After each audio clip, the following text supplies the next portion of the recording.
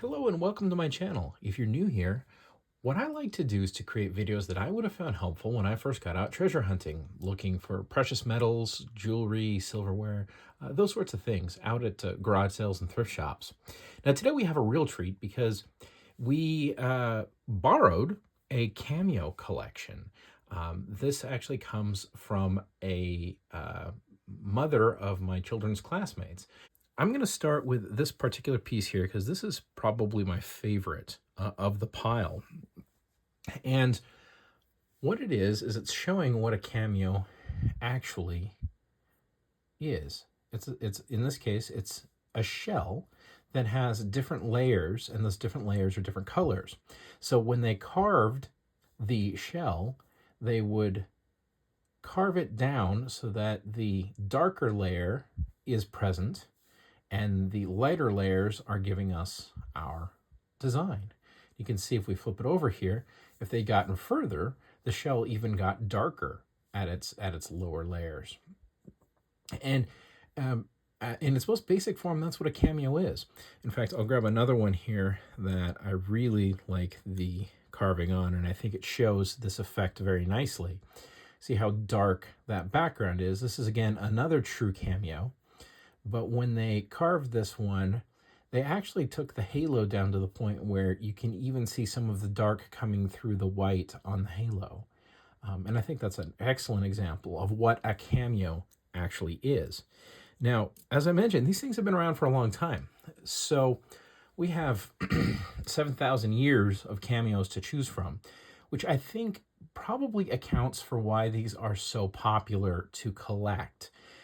There is every opportunity in the world for you to come across something that's very old when you're looking through a cameo collection, or something very precious, because these have been made extremely finely out of very fine materials, and they've been made out of literal junk, plastic and pot metal. So when you have a situation where there are plastic and pot metal pieces mixed in with gold and ivory pieces, you're bound to have a very fun collecting field. And I think that's where we really are with cameos these days, and why people love them so much. Well, that, and they're just really neat. Now, when we're talking about identifying cameos, what I want to do in this video is I want to go through these different pieces, and we will talk about different aspects of them that make for better cameos versus making for, I would say in many cases, worse cameos, or just, not quite as finely made. What I like to do when I am treasure hunting is to spot things that are not just treasures to me, but treasures to everyone.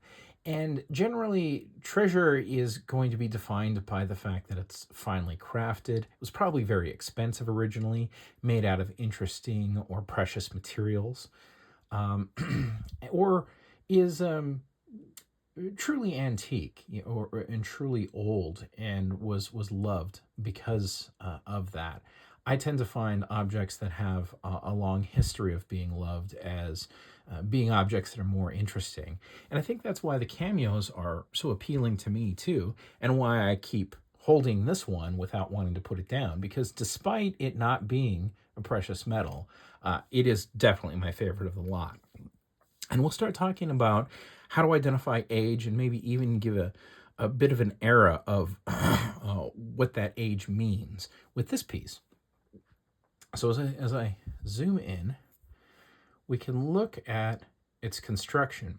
And you can see here, do you see how we've got a real nice shiny gold look because we're looking at gold, but do you see how it ends? And then you have another color there, that more orangey color versus the more gold color. And that's brass. And this is an example of a piece that's probably, I think it's probably gold fill. This is a fairly thick gold plate, and that's probably what we'd call gold fill, or possibly rolled gold. But because it is so old and well loved, these high edges have worn off. The gold has worn off on them.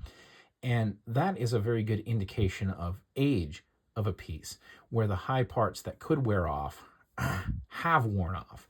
So that can tell us real quick that this thing's been around a while, which is nice to know, because then it can tell us the next thing is, if this has been around for a while, then it's probably not going to be made out of some material like a modern plastic.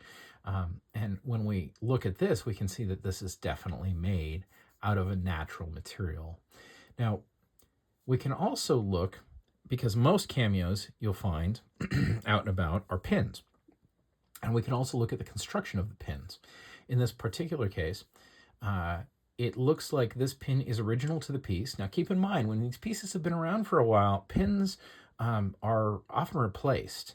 So you may look for signs of that pin being replaced. And if it looks like it's original to the piece, in this case it does. I don't see a lot of things that don't, how should I put it? They're not out of character for the rest of the construction. The rest of the construction is of a certain quality level, and the pin is of that quality level, which is nice, but not quite like solid gold, if you know what I mean. This wasn't a top-end cameo, but it was a very nice piece.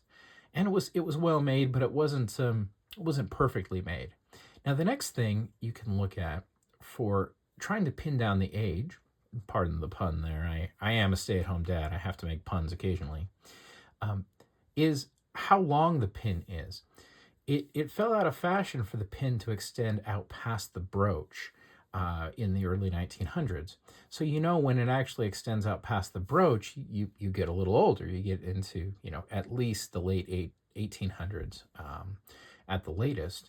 And then the type of latch will tell you quite a bit, because here we have a very interesting latch. It is a safety latch. You can see here, if I fold this down, then the pin can come out. And it's basically taking an old C latch, which I'm not sure if I have one handy here. Let me see. Oh, yes, I do. Let me zoom out and I'll show it to you. So we have this old latch that's been turned into a safety latch. But here, this one's broken, but it is showing you this old C latch without the safety feature added onto it.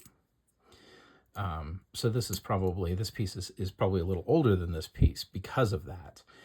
And that dates it to late Victorian, so late 1800s. That pin will tell you that. Now, you can get into those details. They're actually fairly easy to learn because there aren't that many pin styles. If you start really getting into it, there's also different hinge styles. And when the hinges were actually handmade, that will tell you things are a little bit older.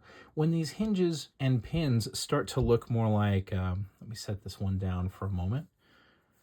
When they start to look like what you're probably more familiar with pins, which is this right here, this style of safety pin, which is still in use today, and this type of hinge, these were actually more mass produced, and then jewelers would purchase these.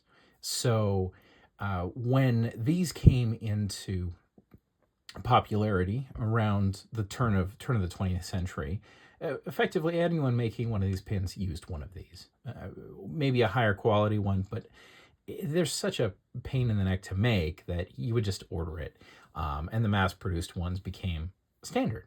So that type of thing can tell you real quick, what is the age of what I'm looking at? Is it older? Is it a little newer? We can also look at things like the way a pin is put on. So, for example, if I grab this one, this is like a modern one, and you can see it's more or less just glued on. And that'll tell us real quick, hey, let's look closer. And we see here we have, one piece of plastic. And this is just a stamped bit of metal with gold plating on it, which tells us this is still pretty, and maybe we're going to wear it. But in terms of looking for a piece of treasure, this is definitely not going to qualify as treasure for everyone. So the pins and the construction features can tell us quite a lot, but so can the materials used and the quality of the cameo itself. So if we look at this piece, for example, it's a very neat piece, but it is a costume piece. And we can look at it and say, hey, is this thing going to be gold? If you look close, you see the quality of the engraving or the carving on the Cameo, which is telling us that this is a genuine Cameo. It's so cool, it has the original label, and it is hand carved. But the quality of that carving is not, say, well, the one we were just holding. If we compare this one to that one, they're sort of night and day different in terms of what someone did from a carving standpoint. So this one is more likely to be a precious metal than this one. And additionally, if it has other stones, if the stones are glued in as opposed to being captured by the metal, staked in by the metal itself, you're looking at a lower quality piece and probably a costume piece, which is what this one is. It's a very neat piece, but it is indeed costume. Now, when we're talking about the types of materials that these things were made out of and the kinds of cameos that you probably want to grab and run away with from the estate table, there are some that we would definitely want to pick up first, especially if we had competition. Ones like this because they are beautiful and very cool, but ones like these because, first off, you can see the engraving is very nice on them.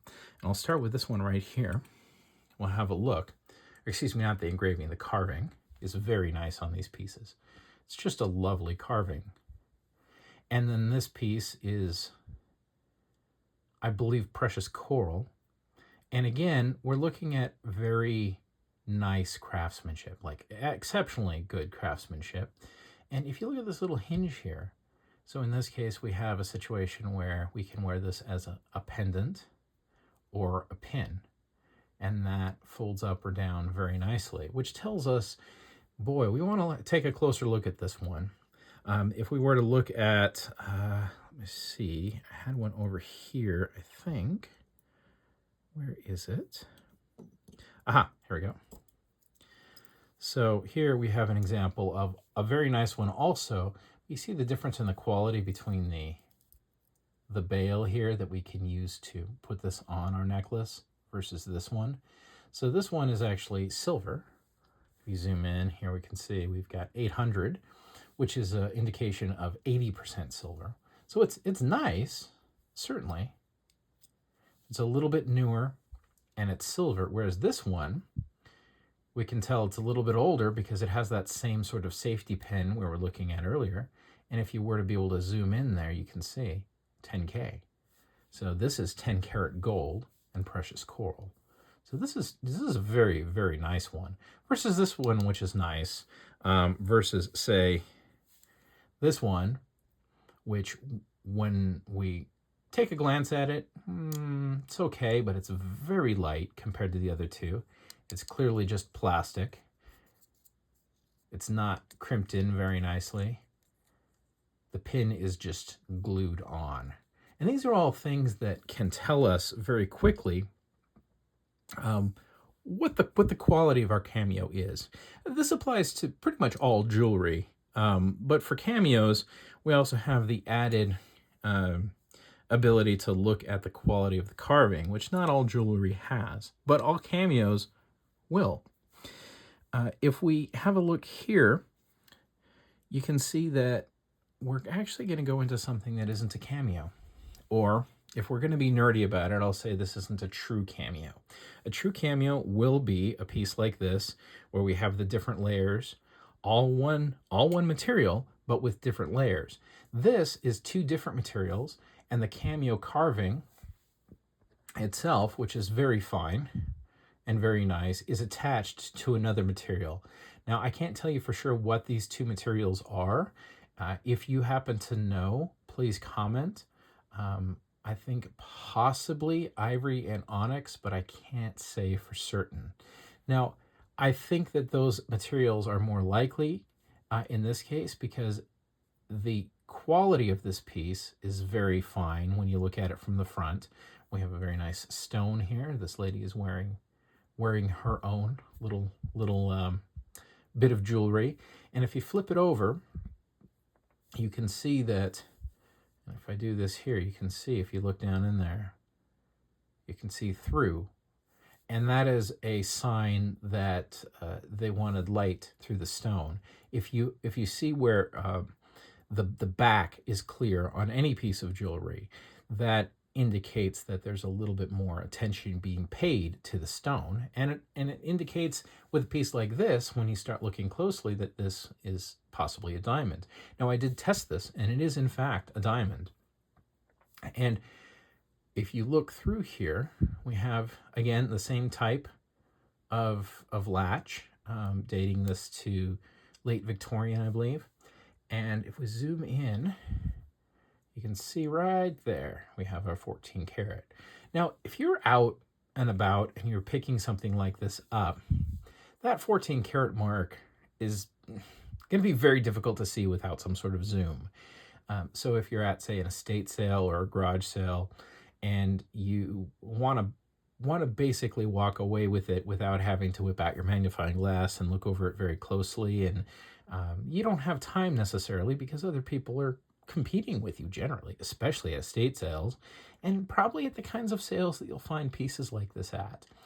Learning all of these other aspects to look for that you can see without having to actually deploy your magnifying glass is a very useful thing.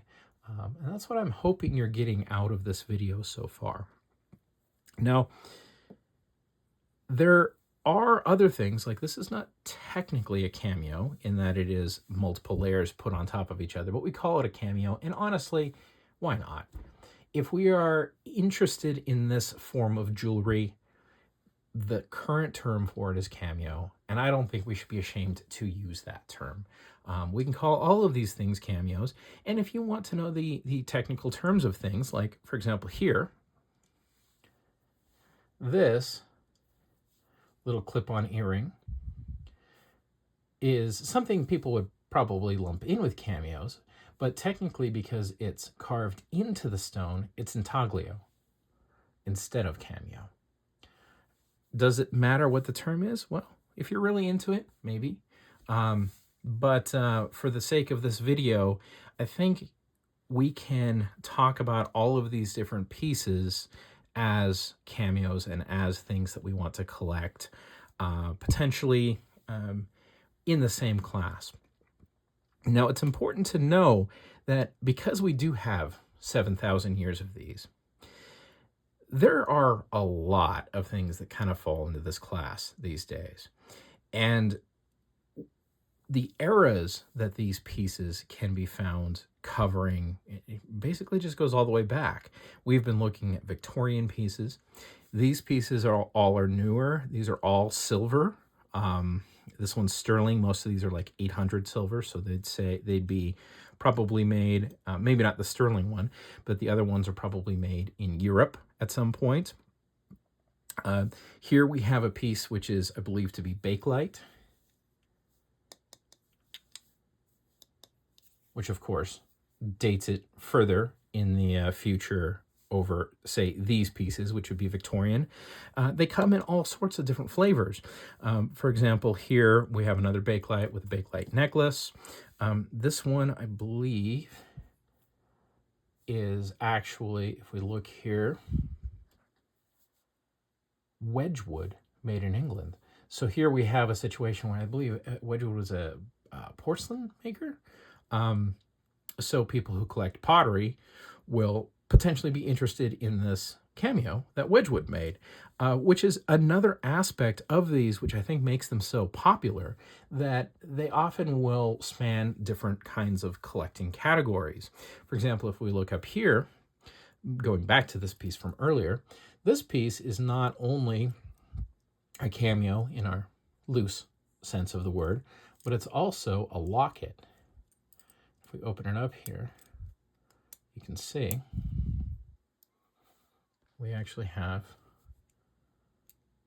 a portrait still in there, which I think is just super cool, and also helps to date it. And remember, we're looking at 1800s here, and certainly that portrait is going to be right in line with this type of pin and this type of craftsmanship.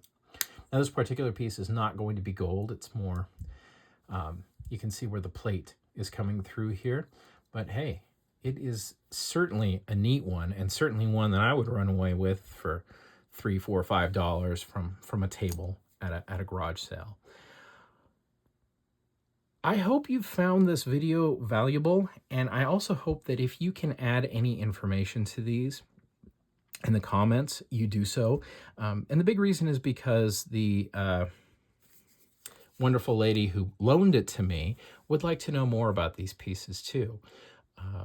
And I think it's very important that I find some way to thank her beyond just a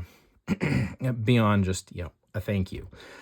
So if anyone can add some things, because I am not a Cameo expert, I have learned enough, and I think as you've sat through this video, you've seen that I've learned enough to be able to go, hey, we should run away with that one. Let's look at it. It's a good one. And that's what this video is about.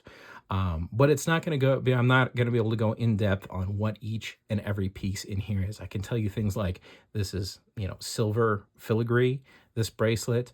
If you look here, you can see that this piece is definitely brass. We've got verdigris coming through here. It's old and it's been degraded over time. I can tell you things like that, but I can't tell you, exactly when it was made or who made it. And I know there are experts out there, and I hope you're watching, who can actually point out some of these things. If you enjoyed this video, please hit that like button. If you haven't subscribed yet, please subscribe to my channel. It really helps out. Again, comment. I hope that you can use the information that I just relayed here to go out and find yourself some treasure. Like this, I've been comment.